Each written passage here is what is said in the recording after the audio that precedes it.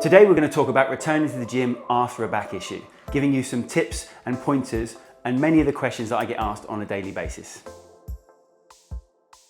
Planning your sessions gives you accountability for what you're asking your body to do. It enables you to be able to reassess after the session if there's been any problems, allowing you then to be able to progress safely, but also in turn being able to regress if you need to. I think we all know that warming up is essential to training, not only to allow an increase in blood flow, but to also start to switch on your central nervous system and allow your muscles to be a lot more effective before you start adding resistance. When it comes to recovering from a back issue, I tend to suggest that end of range stretching is not the best idea. I tend to promote a more mobilization.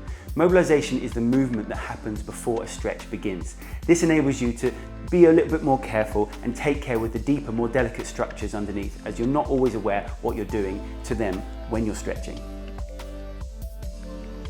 So I would say when it comes to a back issue, pushing through pain is a bad idea. I think pain is your guide, and pain is your body's way of telling you that you're doing something that it's not happy with. However, not all pain means you're causing damage. Some elements of back pain can be telling you that the exercise is wrong, the technique may be wrong, or the resistance that you're using is too much for the body to take. So I always tend to suggest a very conservative approach. You know, it's cliche, but it's always better to be safe than sorry. I recommend my patients to go back around about a 50% load to how they were training pre-injury. And it's important to maintain that your increases are still small, allowing yourself to adapt as you progress. I tend to suggest to people that high intensity, high repetition classes are not always the best idea when recovering from a back issue, as at this point you're probably not aware of the movements that your back is not happy to do. It's important to understand that also online back recovery programs are very generic, cookie cutter if you like, and essentially they're not specific to your back issue.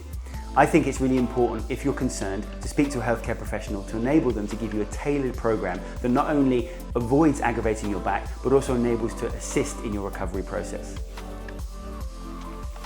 So rest, I feel, is something that's a little bit undervalued in training. Overtraining is a common problem nowadays, and I think allowing your body to adapt, allowing it to gain the fuel that it needs to make those changes, and allowing your body to return to a state where you're able to train again is really important. I would say a minimum of 24 to maybe 48 hours gives you an opportunity to gauge how does my back feel and how has it reacted to my session, enabling you to make the decision, do I need to progress, do I stick, or do I even possibly regress my exercises based on its response? So I tend to use free weights and machines. I think they both have equal advantages, but also equal disadvantages. I like to promote people to use cables, as it makes an exercise a more body-involved exercise, enabling you to create and train some of that stability needed to protect your spine. From a back perspective, if sitting is painful, then seated machines are only going to increase stress and pressure into your low back and cause unwanted aggravation when exercising. I tend to suggest to people when returning to the gym with back pain that if sitting or getting out of a chair is uncomfortable, then a squatting type exercise is not for you. Squatting is a complicated exercise with lots of technique. I tend to suggest to people if they've not squatted before or don't understand the technique, it's important not to return to this with a back issue. So I hope these tips have been helpful in returning to the gym after a back issue. Should you have any questions, it's really important to talk to a healthcare professional before trying something you're not happy with.